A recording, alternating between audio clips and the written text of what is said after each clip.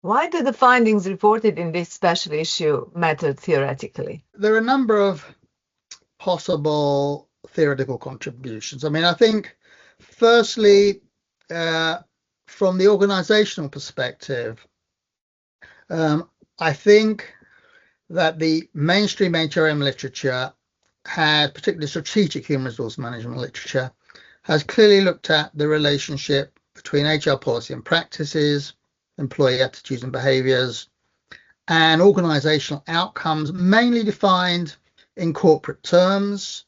So the kind of dependent outcome metrics have tended to revolve around financial measures, profitability, value added, the competitiveness in a kind of profitability sense of organizations.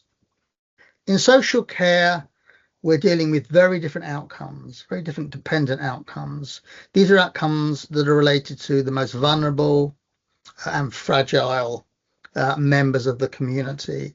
So we're looking at outcomes which are around well-being, and you could also argue, in terms of the broader HRM literature, a kind of common good mentality which says that HRM policies and practices may be related to the broader well-being of the community, and in this context, the well-being of its most vulnerable and fragile members.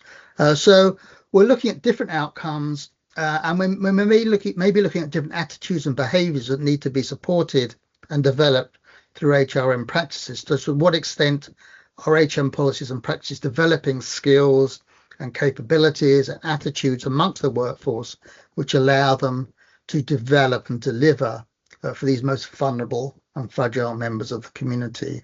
So I think it raises some quite interesting theoretical issues of a kind of common good model about how HR policy and practices can feed through to the broader well-being of the community. So I think that's one interesting theoretical contribution. I think another theoretical contribution is the importance, I think, of context in terms of how it influences HR policy and practice. So I think it wouldn't be unfair to say that mainstream HRM scholars have paid relatively limited attention, or not as much attention as they could, to the kind of institutional context in which HR policies and practices are delivered. And I think social care is deeply embedded in a kind of sector system which has certain characteristics, as I've tried to stress, around low profit margins, around the fragmentation of the sector, around the role of the state, around the role of public service delivery models in terms of affecting what goes on. And I think a literature in social care which is more sensitive to context, or in our terms the system, is also an important contribution. Theoretically, how does that kind of sector context interface with the organisation? I think thirdly, there's again, I think the role of the state in the mainstream HRM literature has been relatively understated, and I think social care is a sector which highlights the role the state can, perhaps should play in regulating the treatment of the workforce, and the implications of the state not intervening to regulate the treatment of workforce. So I think the role of the state is another important theoretical contribution that comes out. And I suppose finally, I think looking at the relationship between worker and service users in social care, it's such a close and intimate relationship.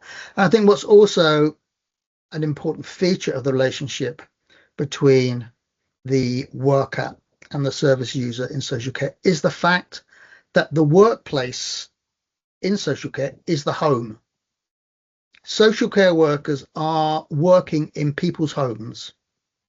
In some cases, they are literally working in people's homes. So when they come into a person's home and they help them feed and dress and wash, they're working in the home. But even in nursing homes, those are homes as well. They're manufactured homes, but they're still the service user's home as well. So they're constructed as a home.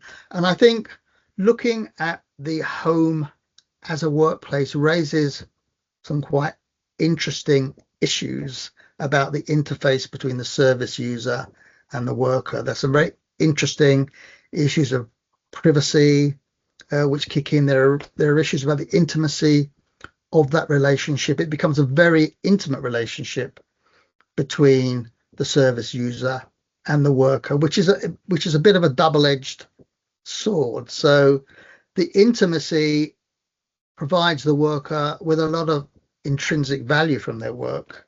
The worker enjoys being intimately related to the service users and providing that kind of support. But the other side of the coin is that becoming so intimately related to the service user can create workplace pressures and tensions and a kind of high level of emotional intensity.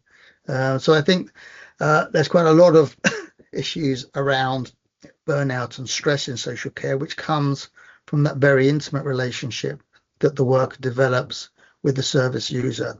And I suppose just as the kind of final point, and it's more methodological than a theoretical point, a lot of mainstream HRM literature is quantitative. It looks at the statistical relationship between different variables.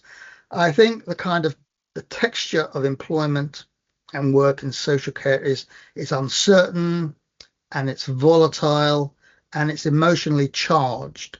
And one could argue that quantitative techniques could not fully get to grips with the kind of texture of working life in social care, that maybe qualitative methodologies are much more appropriate and sensitive to that kind of working environment. So I think methodologically also there are some issues that emerge from the nature of work in the social care sector.